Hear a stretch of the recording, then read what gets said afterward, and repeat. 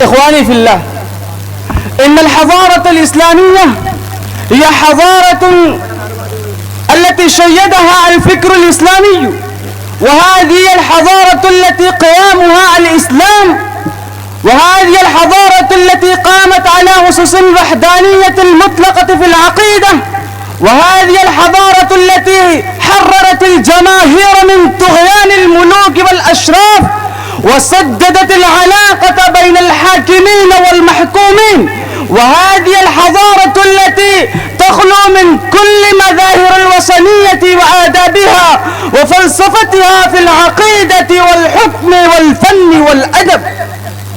إخواني في الله، إن الحضارة الإسلامية لها دور فعال في توحيد الإنسانية العالمية رغم تنوع منابتها ومواطنها، ولها مآثر خالدة مخلدة في رفع المستوى الإنسان إلى شان إنسان بعيد لم تبلغه أي حضارة في القديم والحديث. إخواني في الله، وهي حضارة تؤمن بالعلم وترتكز على العقيدة، وهي حضارة تمنع أتباعها من الظلم والجور وترغبهم في العدل والإنصاف، وتعلن بشكل علني: والله لو أن فاطمة بنت محمد سرقت لقطع محمد يدها.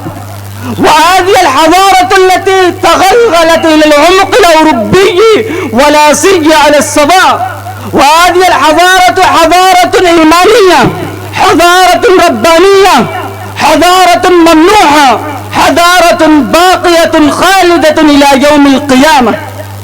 إخواني في الله، هذه بعض خصائص الحضارة الإسلامية ومميزاتها التي كانت بذلك محل إعجاب العالم ومهبى أفئدة الأحرار والأذكياء من كل جنس.